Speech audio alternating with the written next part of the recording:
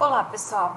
Então, depois que nós fizemos a parte do diagrama de casos de uso, né, ou também conhecido como diagrama de contexto, por que tem esse nome? Porque você consegue perceber aqui todo o contexto que vai funcionar o sistema, com os seus atores, né, e as suas principais funcionalidades, né? Pois bem, nesse diagrama, né, eu completei aqui com a classes, os atributos e métodos, né, que foram definidos aqui pelo diagrama de classe. Filme tem aluguel, aluguel pessoa e pagamento. Aí eu acrescentei o inserir aluguel, consultar item aluguel, a questão do filme, né, os dados do filme, que quem faz a inserção do filme na locadora, a listagem dos filmes é o funcionário, né? A questão do pagamento, o ator usuário, que é o geralzão, ele pode inserir um aluguel, fazer a inserção de itens de aluguel no aluguel. E uma coisa que eu quero chamar a atenção para essa parte aqui: todo momento que um ator ele vai fazer a inserção de um novo aluguel no sistema, ele é obrigado a incluir um item de aluguel, né? Então, por isso que aqui aparece o include, não o extend. Relembrando, né? O include nós utilizamos quando há uma obrigatoriedade na execução de um caso de uso, logo em seguida executa outro, tá ok? E o extend não, o extend é quando você tem um caso de uso e ele pode executar o outro. Então, sempre que você encontrar essa palavrinha pode, significa que tem um extend, né? Agora, quando é uma obrigação, aí é o include. Aí a setinha, que é esse izinho aqui, ó, ele sai da ação principal e vai em direção à ação secundária, tá? O extend é diferente, ele sai da ação secundária e vai para a principal, tá ok? Então, eu complementei aqui esse diagrama, né? Completei ele no caso, com todos eles. Então, aqui a gente monta o diagrama de contexto ou de casos de uso geral aí do sistema com os atores nele, né? Agora, a próxima etapa é fazer a documentação de casos de uso específicos. Como vocês podem perceber, quando a gente trabalha com o CRUD, né, que é o cadastro geral de um dado no sistema, né, você sempre vai ter os métodos, né, de inserção, alteração, listagem, consulta e exclusão. Então, a gente chama isso de métodos básicos. Então, se eu faço a documentação de um desses métodos, no meu sistema eu não preciso mais documentar os outros. Por quê? Porque todo o formato, né, de programação é igual. Então, uma vez que eu sei fazer uma inserção de um filme, eu sei fazer a inserção de uma pessoa, eu sei fazer a inserção do aluguel, e assim por diante, né? Então, eu consigo fazer da mesma forma faço para os demais. Então, a gente reutiliza, né, a documentação para todos. Então, aqui eu vou me ater somente a algumas questões em específico, como, por exemplo, eu vou fazer o cadastro da pessoa, né? Essa parte aqui da pessoa. Então, eu vou ficar aqui com essas 5 ações básicas e vou ensinar como é que faz a documentação do cadastro da pessoa, tá ok? Então, vamos fazer primeiro a inserção da pessoa, o inserir, que é o gravar ou cadastrar. Se você optar no seu projeto de usar a palavra cadastrar, faça isso em todos, né? Cria um padrão. Se você usou inserir, então mantenha o inserir em todos. Tem alunos que mudam, né? Inserir, depois incluir, depois cadastrar, depois gravar. Então fica aquela confusão, né? Então, usou uma vez uma terminologia, utiliza ela sempre, tá?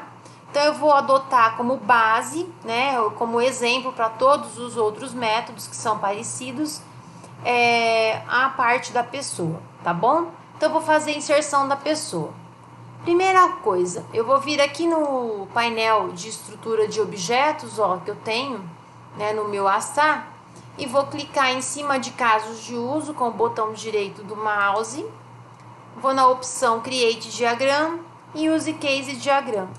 Aqui eu vou criar um diagrama individual, ou seja, específico para aquela ação. Então, eu vou pegar a ação, que é a ação de inserir pessoa. Então, eu tenho que olhar aqui no meu diagrama de contexto, né? ou de casos de uso geral, qual que é o ator que está executando aquela ação. Então, eu tenho aqui o ator secundário e aqui a use case inserir pessoa.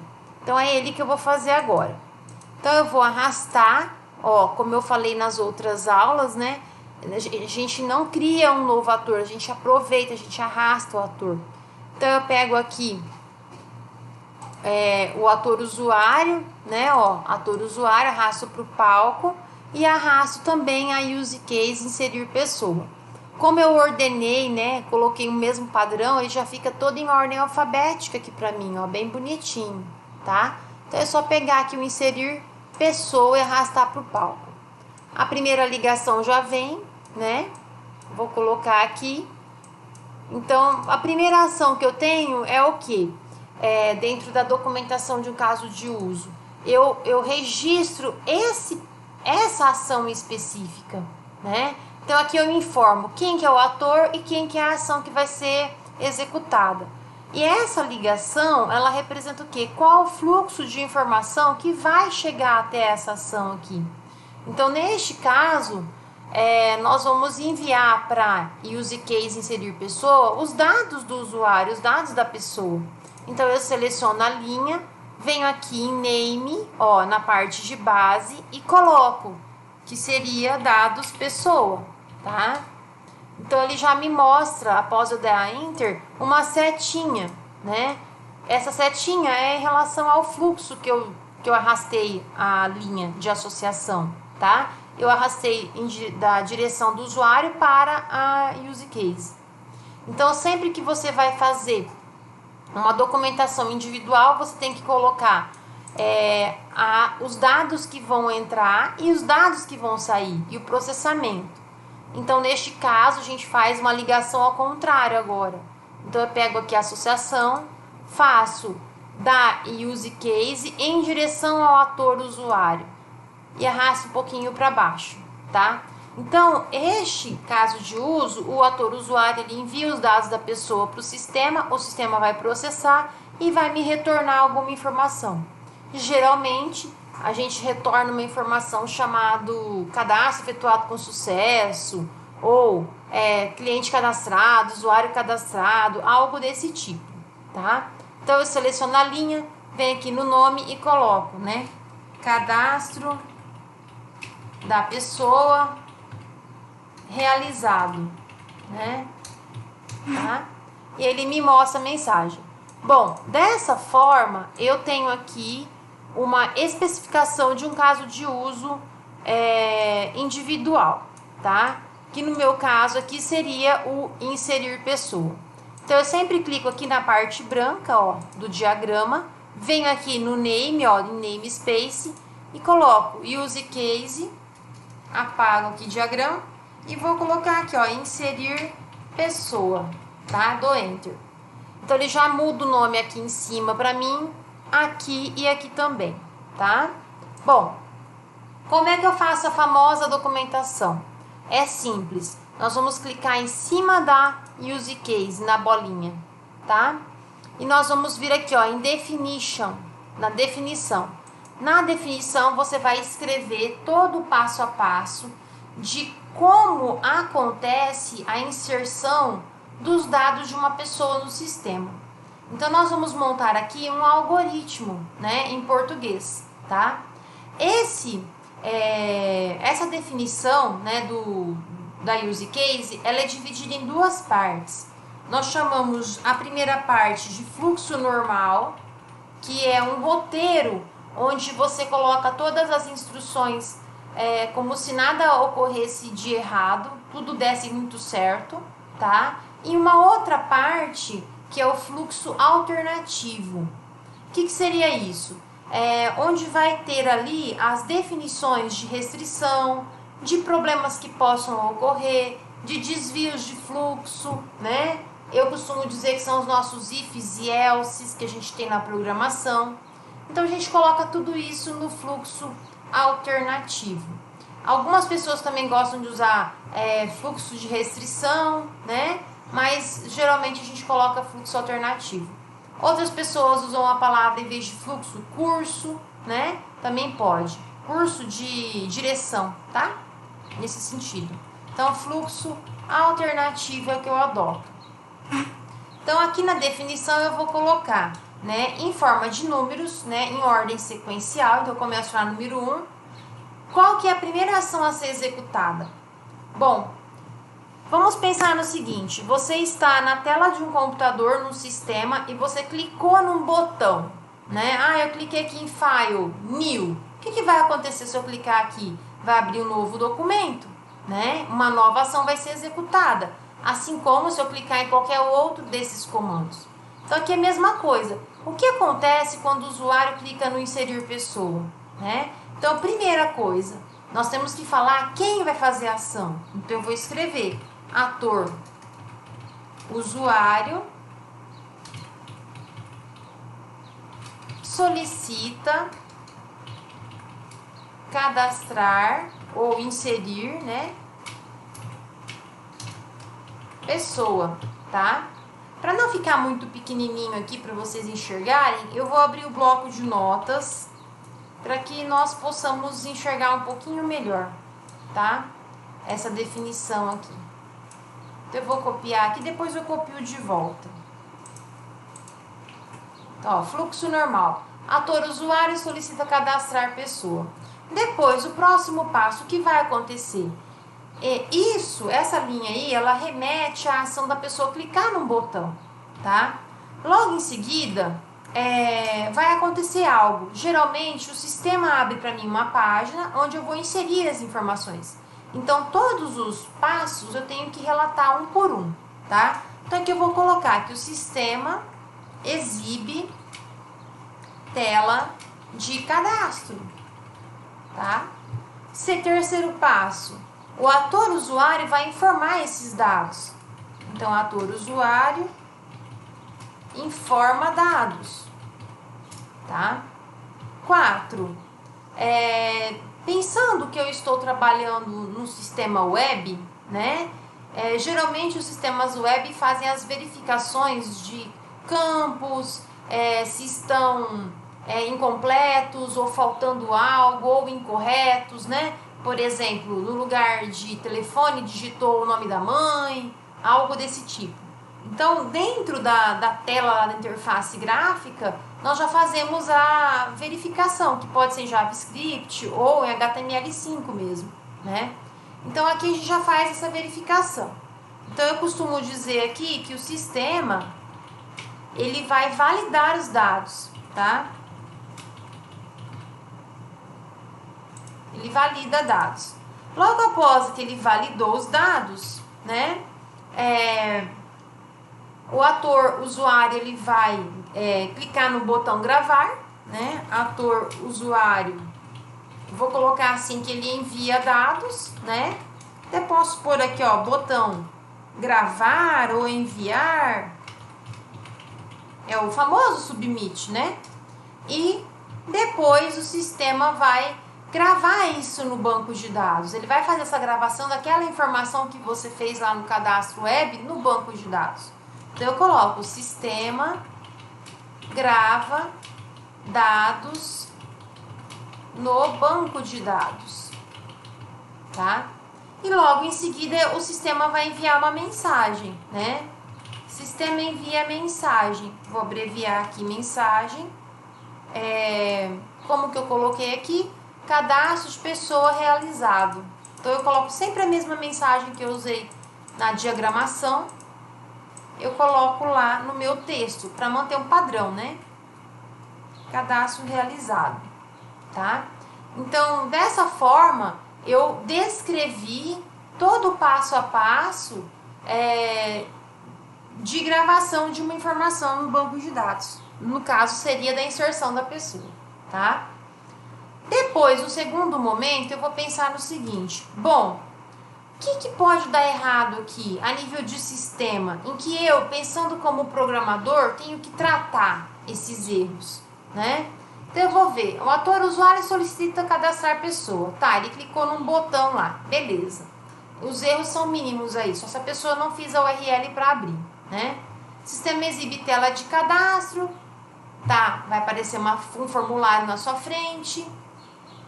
O ator vai informar os dados. Aí vocês podem falar assim, ah, mas aqui vai dar erro. O usuário vai escrever coisa errada. Sim, ele pode escrever o que ele quiser no sistema. Só que nós, enquanto programadores, nós temos que tratar esses dados. Então, mesmo o usuário provocando erro, é nessa ação aqui de baixo, ó, que eu faço o fluxo alternativo, que eu trato o erro, tá? Então, para fazer a documentação aqui na UML, o que a gente costuma fazer? A gente copia aqui esse item, no caso o item 4, tá? E aí eu colo embaixo na opção fluxo alternativo, né? Que significa que eu vou tratar esse erro, tá? Então aqui eu vou tratar da seguinte forma. Vou colocar 4.1, né, que é um subitem do 4, né? Sistema valida dados.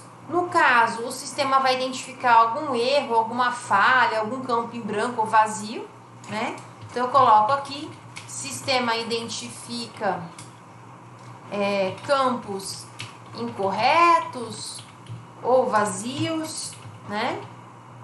Identificou? O que o sistema tem que fazer? Ele tem que mostrar para o usuário, olha, tem campo vazio, tá errado, né? Ele identifica e ele exibe, né, a mensagem, ou ele coloca o cursor lá naquele campo para o usuário digitar o correto, né?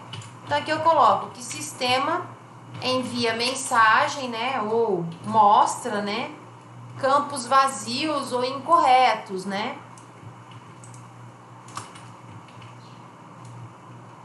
Campos vazios ou incorretos. Informe corretamente, tá? Beleza, então ele colocou lá a mensagenzinha para mim, pode ser uma caixinha de mensagem, pode ser o cursor clicando no campo, um texto escrito em vermelho com asterisco. Aí o programador vai fazer da forma que ele achar melhor, né? Então ele tem que informar que teve um erro ali. Informado esse erro, o que vai acontecer? Agora ele tem que retornar para o fluxo normal, né? Ele tem que voltar para cá, sair desse loop, né? Então ele volta, né? E ele retorna ao item anterior, que é esse aqui, né? Que é o usuário informa dados. Por que ele tem que retornar para esse item? Porque vai que mesmo colocando mensagem que está errado, o usuário continua digitando errado, né? Então a gente fica nesse loop até o usuário colocar certo, tá? Então aqui eu vou colocar assim, que 4.3 o sistema retorna ao item 3, tá? Ou passo 3, né? Seja lá como for tratar. Bom, isso eu fiz para a primeira ação, que é o validar. Agora eu vou continuar lendo aqui, né? O ator usuário envia os dados no botão gravar ou enviar, beleza? Depois, o sistema grava dados, ó. Então, vocês vão observar que todas as ações vitais para o sistema podem dar erros. Então, aqui no item 6, é um item muito importante que eu tenho que tratar se houver erros, tá? Então, eu vou copiar esse item 6, vou colar aqui embaixo no meu fluxo alternativo e vou tratar esse tipo de erro, né? Então, quando a gente está fazendo tratamento de gravação, né, de dados no banco de dados, posso ter campos incorretos, não conseguir gravar. Eu posso ter problema de conexão com o banco, né, ou uma tabela não querer gravar até alguma coisa escrita errada. Então, eu posso ter dois tipos de erros, né? Erros diversos e erros de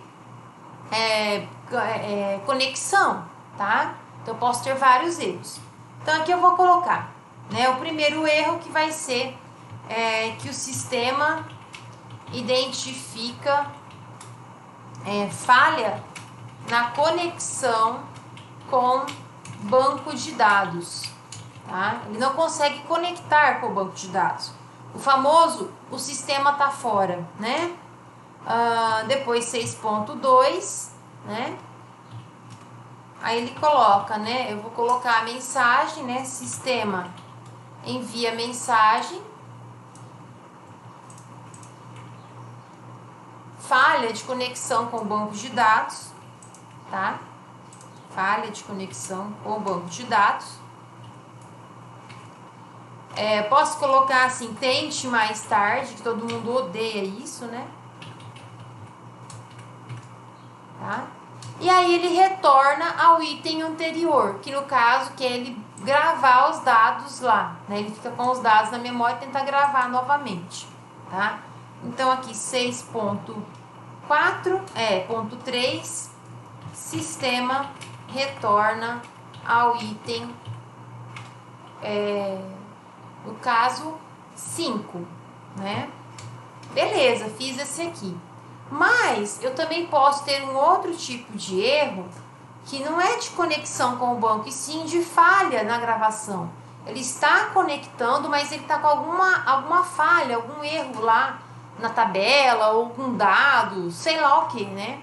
O que eu não posso é mostrar para o usuário os erros do banco de dados, né? Isso eu não posso mostrar, né? Que ele não vai entender nada, tá? Então, como aqui continua no item 6, que é erro de banco de dados, eu vou alterar minha numeração aqui, tá?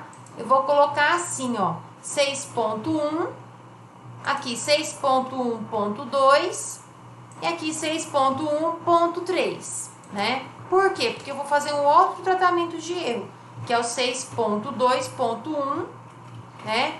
Que é o sistema vai identificar falha na gravação dos dados, né?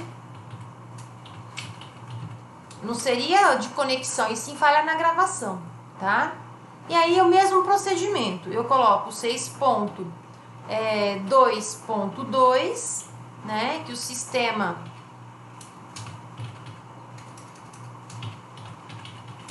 envia a mensagem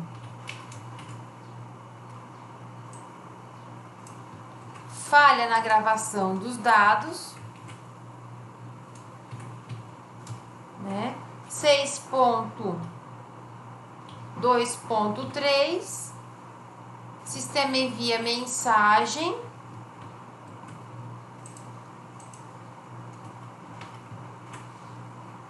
aqui eu coloquei um espacinho a mais. Já coloquei sistema envia mensagem falha na gravação. Então, o sistema retorna ao item 5.